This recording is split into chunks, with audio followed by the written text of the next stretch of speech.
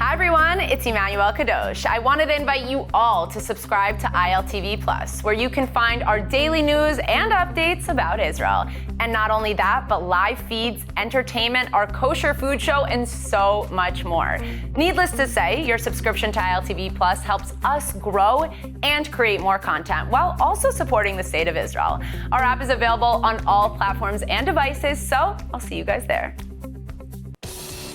Hello and welcome to ILTV's Israel Daily. I'm Aaron Porras, and coming up in today's newscast, new pictures from Damascus revealing far more damages than previously reported following alleged Israeli airstrikes last week. Meantime, speaking of strikes, Israeli teachers leaving their classrooms empty in efforts to pressure the government for better working conditions. And finally, the annual Tel Aviv Pride Parade returning for the 22nd time, and with COVID restrictions lifted, over 170,000 people from all over the world taking part.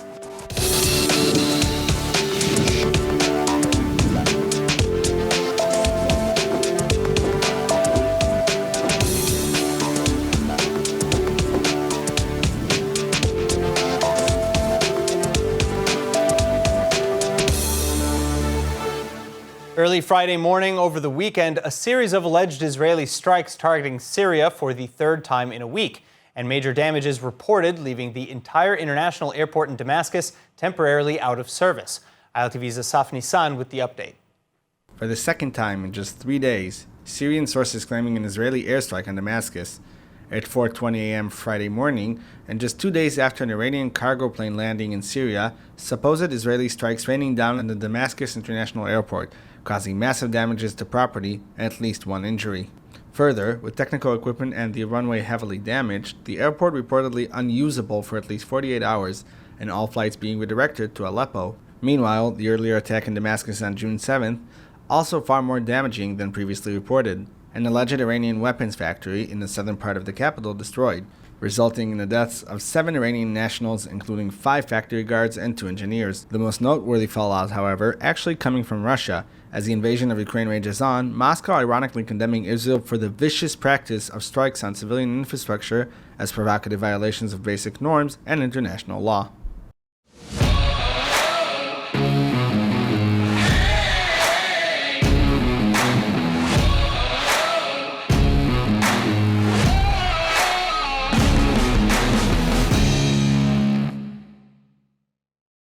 Joining me now with more on the strikes in Syria, Brigadier General in the Reserves, Israel Relik Shafir, former commander of the Tel Aviv Air Force Base. Thank you so much for joining us. Now, Israel usually doesn't attack this close to a civilian area, especially targets such as an international airport. Why would Syria assume that it's Israel?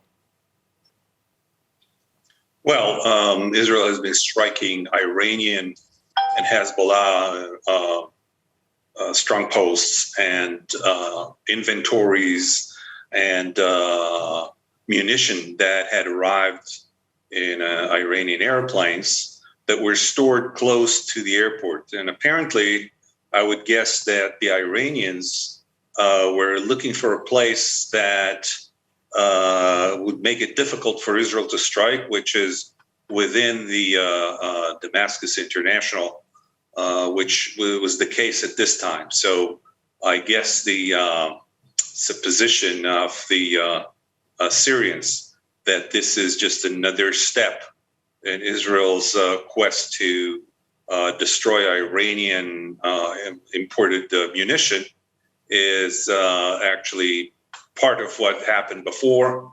And I would guess they were right. I'm not saying this from knowledge, but from understanding that the Iranians are seeking to find safe havens. And I think the Israeli strike there shows them that there is no safe haven. So, all right, so you basically answered my question about what type of message Israel, if behind this attack, would be sending. But how part and parcel is it, how common is it for Iranian military targets or bases to hide themselves in civilian areas? Is that common in Syria? Not very common, but as they were being chased around, the military outposts, they tend to move to places that would make it more difficult. To watch full episodes of ILTV's Israel Daily and tons of other content from Israel, visit our website at iltv.tv or download the ILTV Plus app.